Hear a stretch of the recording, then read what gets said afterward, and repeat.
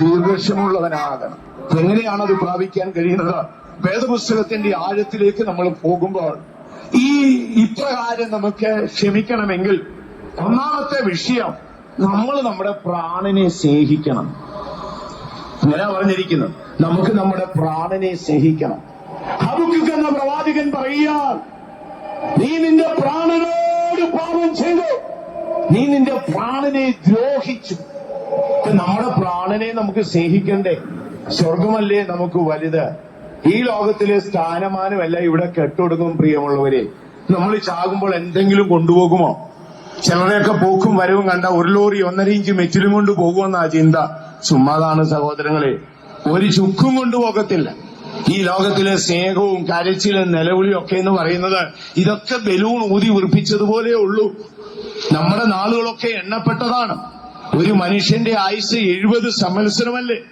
ഈ 70 സംവത്സരം നിങ്ങൾ കണക്കുകൂട്ടിയാൽ 25,567 ദിവസമേ ഉള്ളൂ. അതിലൊരു 8,000 ദിവസം ഭക്ഷണം കഴിച്ചും വസ്ത്രം കഴിച്ചും നിങ്ങൾ കളയും. പിന്നെ ശേഷിപ്പുള്ളതിൽ ശിശുപ്രായവും വാർദ്ധക്യവും പോകും. ഇതിൽ 3-1 ഉറങ്ങിപ്പോകും. പിന്നെന്താണുള്ളത്? ഞാൻ ഇടയ്ക്കിടയ്ക്ക് കാൽക്കുലേഷൻ ചെയ്യാറുണ്ട്. എനിക്കിനിയിപ്പോ കണക്കനുസരിച്ച് ഏതാണ്ട് 4,500 ദിവസം കൂടെ ഉള്ളൂ. ഒരു ആവറേജ് കണക്ക് കൂട്ടിയിട്ട് 4,500 ദിവസം കൂടെ ഉള്ളൂ. ബാക്കിയെല്ലാം തീർന്നു. പറഞ്ഞിട്ട് കാര്യമുണ്ടോ? നമ്മളൊക്കെ ഇവിടുന്ന് പോകണ്ടേ? ഒരു ദിവസം ഇവിടം വിട്ട് നമ്മൾ പോകണ്ടേ? പലരും ഇത് ചിന്തിക്കുന്നില്ല. അവരൊരു പ്രത്യേക അനുഭവത്തിൽ അങ്ങ് പോയിക്കൊണ്ടിരിക്കുകയാണ്. ഹരിത സഹോദരങ്ങളെ, ഹരിത ഇടയ്ക്കൊക്കെ ഒന്ന് എണ്ണിക്കോണം. ഞാൻ ഓരോ മീറ്റിംഗ് കഴിഞ്ഞേച്ചു പോകുമ്പോൾ ഉറക്കം വരാത്ത രാത്രിയിൽ വലിയ കാൽക്കുലേറ്റർ എടുത്ത് വെച്ച് അടിച്ചു നോക്കും. ബാലൻസ് ഇനി എത്ര ദിവസം കൂടെ ഉണ്ടടാ. ഒരു ആവറേജ് കണക്ക് 3,625 ദിവസമേ ഉള്ളൂ ഒരു വർഷമെന്ന് പറയുന്നത്.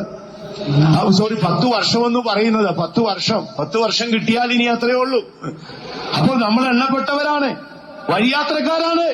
നമ്മളിവിടെ വിട്ടു പോകണമേ. നിത്യതയുടെ കവാടം അടയപ്പെടരുത്. നിങ്ങൾ നിങ്ങളുടെ പ്രാണനെ സ്നേഹിക്കണം. യേശു ഒരിക്കൽ തന്റെ സ്ത്രീഹന്മാരോട് പറഞ്ഞു, നിങ്ങൾ നിങ്ങളുടെ കടക്കാരോട് ഹൃദയപൂർവ്വം ക്ഷമിക്കഴിഞ്ഞാൽ സ്വർഗസ്ഥനായ എന്റെ പിതാവ് നിങ്ങളുടെ കടങ്ങളെയും പിഴകളെയും ക്ഷമിച്ചിട്ടില്ലെന്ന് ഞാൻ സത്യമായി നിങ്ങളോട് പറയും. തിരുവെഴുത്തൊന്ന് വായിക്കാമോ? മത്തായിയുടെ സുവിശേഷത്തിലല്ലേ ആ വാക്ക് പറഞ്ഞ 6-ാം അധ്യായം 14-ാം വാക്യം.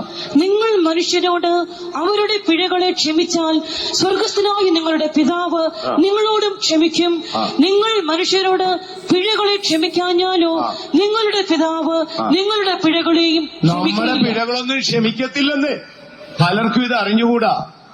നമ്മൾ വലിയ പ്രതീക്ഷയോടാണ് സ്വർഗത്തിൽ ചെല്ലുന്നത്.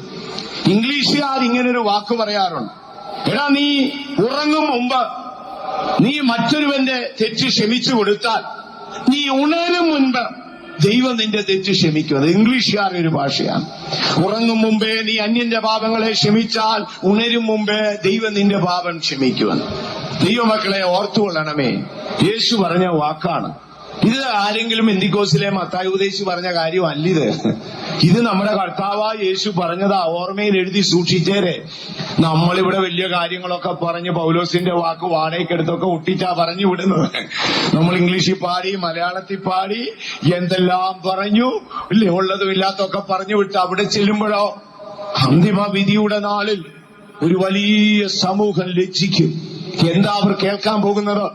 അന്തിമ വിധിയുടെ നാളിൽ നിത്യലജ്ജയിലേക്ക് വരും. രഹസ്യം എന്ത്? അന്നാണ് അവരറിയാൻ പോകുന്നത് അവരുടെ പാപങ്ങളും കടങ്ങളും പിതാവ് ക്ഷമിച്ചിട്ടില്ല. അപ്പൊ സ്വന്തം പ്രാണനെ സ്നേഹിക്കുകയാണ്. എനിക്ക് സ്വർഗത്തിൽ പോണമെന്ന് ആഗ്രഹമുണ്ടെങ്കിൽ, സ്വർഗത്തിന്റെ വാതിൽ എന്റെ മുമ്പിൽ അടയരുതേ എന്ന് ചിന്തയുണ്ടെങ്കിൽ, നീ നിന്റെ സഹോദരനോട് ഹൃദയപൂർവ്വം ക്ഷമിക്കണം. പലർക്കും ഉറക്കം വന്നു തുടങ്ങി. പലരും ഇടമലം ചരിഞ്ഞ് ഹനുമാൻ ലങ്കയിലേക്ക് ചാടാനിരിക്കുന്ന പോലെ ഇരിക്കാൻ തുടങ്ങി. എന്തായാലും ഞാൻ 9 മണിക്കേ നിർത്തത്തുള്ളൂ, പറയാനുള്ളത് മൊത്തം പറയും. അല്ലെങ്കിൽ വിധിയുടെ നാളിൽ യജമാനൻ ചിലപ്പോൾ എന്നോടും കൂടെ ചോദിക്കും.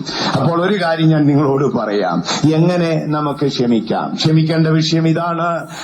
ഒന്നാമത്തെ വിഷയം, സ്വന്തം പ്രാണനെ സ്നേഹിക്കണം. നമുക്ക് ഒക്കുമോ സഹോദരങ്ങളെ? ഞാനൊരിക്കലൊരു യൗവനക്കാരനെ കണ്ടു.